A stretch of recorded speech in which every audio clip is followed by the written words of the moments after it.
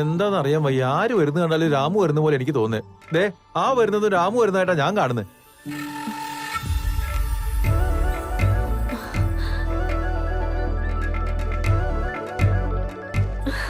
ഇത് കനമോ നിനവോ?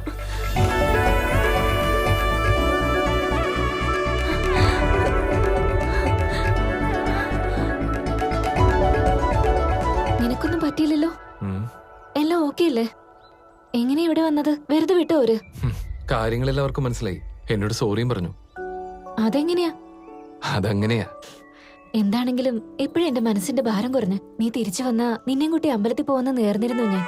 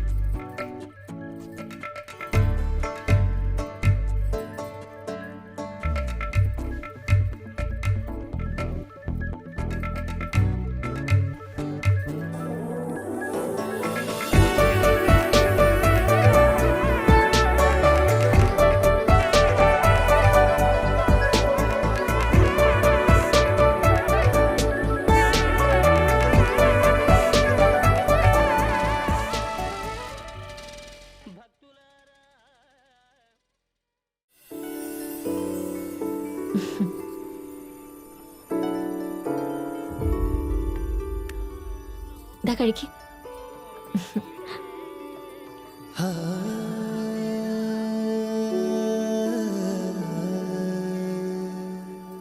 എന്താ ആലോചിക്കുന്നേ?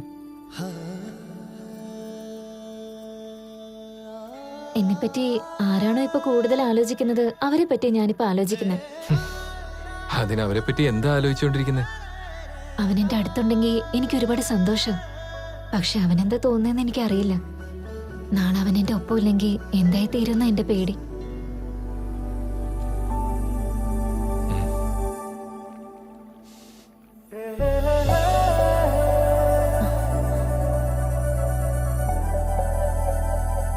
അവൻ നിന്നെ വിട്ടിട്ട് എവിടെയും പോവില്ല.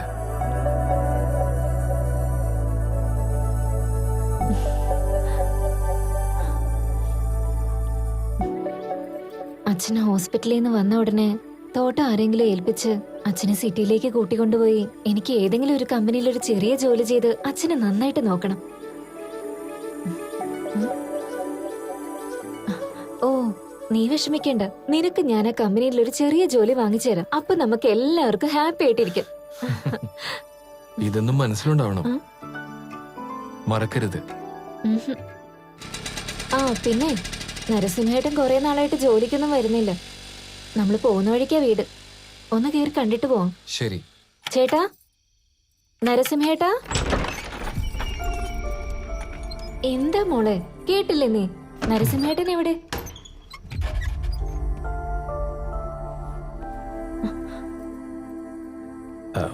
എന്താ മോളെ ഇവിടേക്ക് വന്നത്? നിങ്ങൾ ജോലിക്ക് വന്നിട്ട് കുറെ നാളായില്ലേ? കണ്ടിട്ട് പോവാന്ന് കരുതിയാ വന്നേ.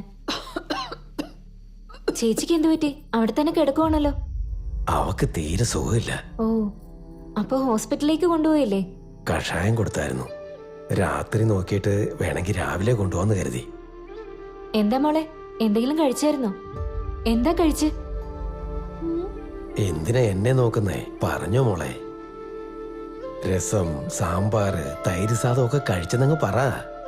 എന്താ നീ ഒന്നും മിണ്ടാത്തെ? ഞങ്ങളത് കഴിക്കുന്നു വിചാരിച്ചിട്ടാ? ശരി, എന്നാ ഞങ്ങൾ പോയിട്ട് വരാട്ടാ. 2 ദിവസമായിട്ടൊന്നും കഴിച്ചിട്ടില്ല ചേച്ചി. എനിക്ക് നന്നായി വിശക്കുന്നുണ്ട്.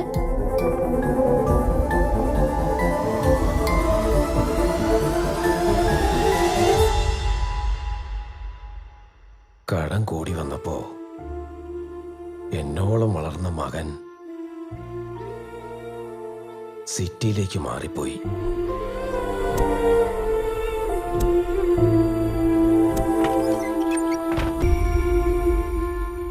ദൈവം വലിയ ബുദ്ധിശാലിയാ മോളെ.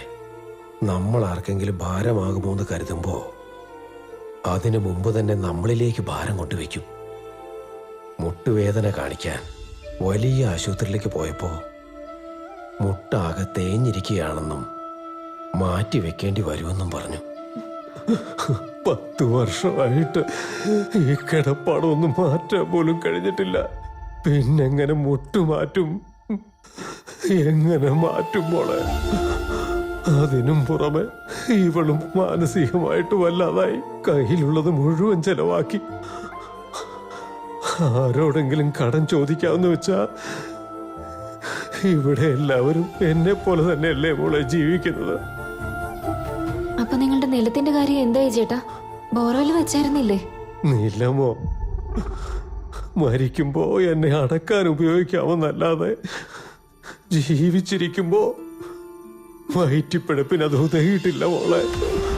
ആ MLA അയാളുടെ മകനും ചുറ്റിനുള്ള നിലമെല്ലാം വാങ്ങിക്കഴിഞ്ഞപ്പോ എന്റെ നിലത്തേക്കുള്ള വെള്ളത്തിന്റെ വരവും നിർത്തിക്കളഞ്ഞു. കടം വാങ്ങി ഒരു ബോർവെല്ലുണ്ടാക്കി. EV കണക്ഷന് വേണ്ടി ഡിപ്പാർട്ട്മെന്റിൽ പോയപ്പോ ട്രാൻസ്ഫോമർ വെക്കണം, അതിന് ലക്ഷങ്ങൾ ചെലവാകുമെന്നും പറഞ്ഞു. ലക്ഷങ്ങൾ ചെലവാകും അത്രേ. ഒരിക്കൽ പോലും അത്രയും പൈസ ഞങ്ങൾ കണ്ടിട്ടുണ്ടോ മോളെ? ഒരു ജോലിയും ചെയ്യാൻ കഴിയാതെ, അവിടെയൊന്നും വിളയിപ്പിക്കാൻ പറ്റാതെ, വിളഞ്ഞതൊന്നും വിൽക്കാൻ പറ്റാതെ ഓരോ ദിവസവും മരിച്ച് ജീവിക്കുകയാണ് മോളെ.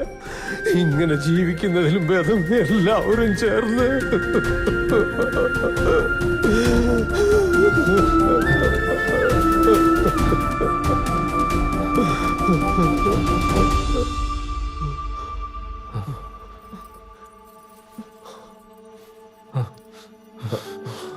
ഇത് ഹോസ്പിറ്റലിൽ കൊണ്ടുപോകാനാ മുത്തച്ഛ.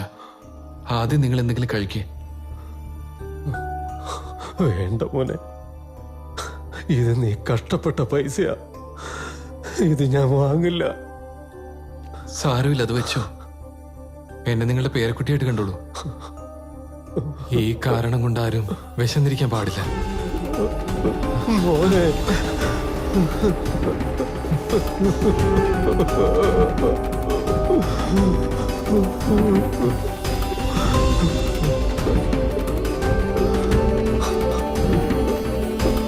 നീ നന്നായി വരും മോനെ.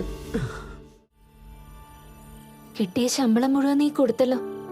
നിന്നെപ്പറ്റി നീ ആലോചിച്ചില്ലേ? നമ്മൾ ചെല്ലാൻ ഒരു നിമിഷം വൈകിയിരുന്നെങ്കിൽ ആ വീട്ടിൽ എന്ത് നടക്കുമെന്ന് ആലോചിക്കുമ്പോ തന്നെ ഭയം തോന്നുന്നു. പാവ ചേട്ടന്റെ നിലത്ത് കറണ്ട് വന്ന് വെള്ളം വന്നിരുന്നെങ്കിൽ ഈ പ്രശ്നങ്ങളൊന്നും ഉണ്ടാവില്ലായിരുന്നു. ഇവിടെ ഓരോ വീട്ടിലും ഓരോ പ്രശ്നങ്ങളും.